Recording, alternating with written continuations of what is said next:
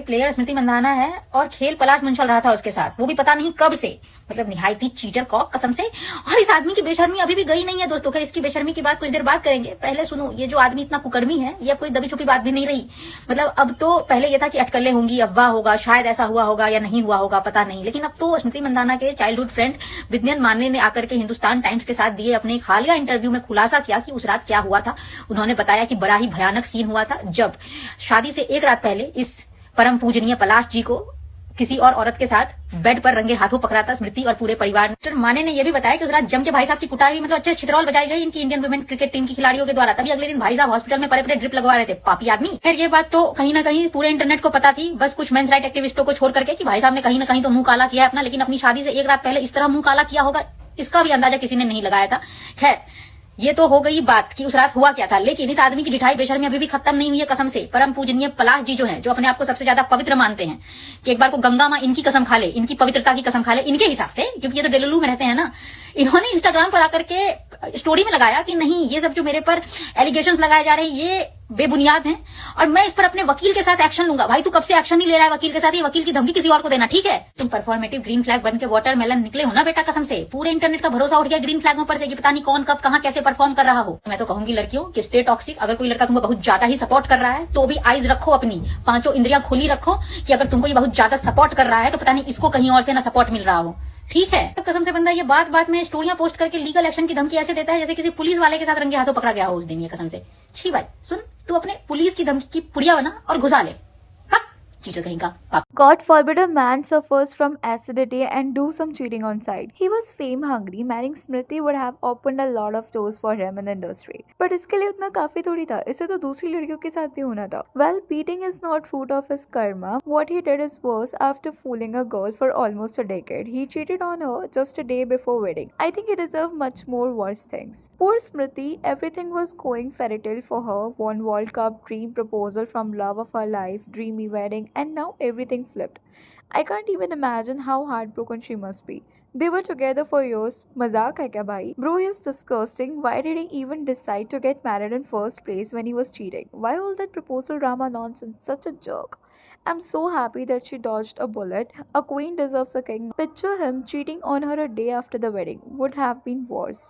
Hopefully she will turn a page and move on like it never mattered. Hello everyone, welcome back to the Gossipers. So today we will be discussing Palash मुचल and his toxic behavior with others. आप सबको तो पता ही होगा पलाश मुचल और स्मृति मंदाना का wedding नवंबर में होने वाली थी, बट लास्ट मोमेंट पे वेडिंग कैंसिल हो गई थी।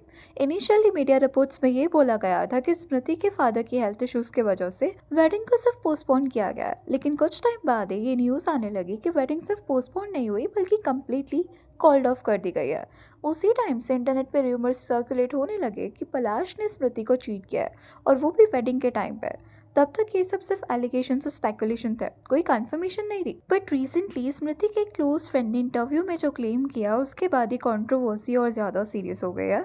स्मृति के फैमिली मेंबर्स ने पलाश को एक कॉम्प्रोमाइजिंग पोजीशन में कैच किया था और इसी इंसिडेंट के बाद सिचुएशन इतनी आउट ऑफ कंट्रोल हो गई कि स्मृति के कुछ फ्रेंड्स ने पलाश को फिजिकली असॉल्ट भी किया। इस रिविलेशन के बाद यही लगता है कि चीटिंग वाली बात सिर्फ र्यूमर नहीं थी बल्कि उसके पीछे कुछ सच जरूर था। डिस्पाइट ऑल दिस, पलाश मुचल अभी भी ये क्लेम कर रहा है कि उनके अगेंस्ट जो भी बोला जा रहा है वो सब फॉल्स र्यूमर सब। इनफैक्ट पलाश अब लीगल एक्शन लेने की बात भी कर रहा है एंड इंस्टाग्राम पे स्टोरी भी पोस्ट किया उन्होंने। A legal notice for defamation of ₹10 crore has been sent by my lawyer Shreyansh Mathare to Sangli-based Vidyan Mane for his false, outrageous and highly defamatory accusations made with the deliberate intent to malign my reputation and character. अब पलाश मुचल के ऊपर सिर्फ relationship controversy नहीं बल्कि financial allegations भी लग चुके हैं। इस पूरे मैटर को किसी ने रेडिट पे भी पोस्ट किया है।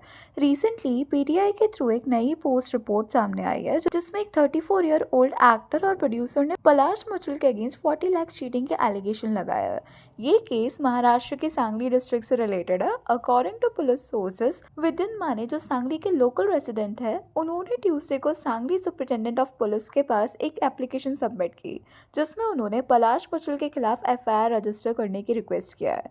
अभी तक ऑफिशियली एफआईआर रजिस्टर नहीं हुई है लेकिन पुलिस ने कंफर्म किया कि प्रिलिमिनरी प्रॉब चल रही है। कंप्लेंट के अकॉर्डिंग पलाश मुचल और विद्यान माने की पहली मीटिंग 5 दिसंबर 2023 को सांगली में हुई थी। उस मीटिंग के दौरान दौरान जब विद्या एंड माने ने फिल्म प्रोडक्शन में इन्वेस्ट करने का इंटरेस्ट दिखाया तो पलाश ने अपने अपकमिंग प्रोजेक्ट नजरिया में प्रोड्यूसर के तौर पे इन्वेस्ट करने का ऑफर दिया। एलिगेशंस के अकॉर्डिंग पलाश ने माने को ये अश्योर किया था अगर वो 25 लाख रुपीस का इन्वेस्ट करते हैं तो फिल्म के OTT रिलीज के बाद उन्हें अप्रॉक्स 12 लाख का प्रॉफिट मिलेगा। साथ ही फिल्म में एक रोल देने का प्रॉमिस भी किया गया था।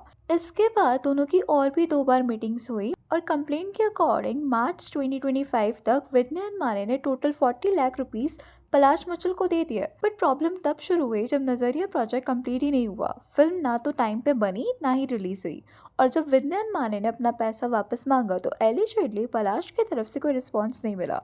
इसी के बाद विद्या एंड माने ने पुलिस में ऑफिशियली कंप्लेंट सबमिट की। पुलिस ने मीडिया को भी कंफर्म किया है कि इस मैटर का प्रीलिमिनरी इन्वेस्टिगेशन चल रहा है और सब डिटेल्स वेरीफाई किए जा रहे हैं। अब एक तरफ पलाश मुचल डिफेमेशन केस की धमकी दे रहे हैं सबको और दूसरी तरफ उनके खिलाफ चीटिंग और फाइनेंशियल फ्रॉड जैसे एलिगेशंस भी सामने आ रहा है।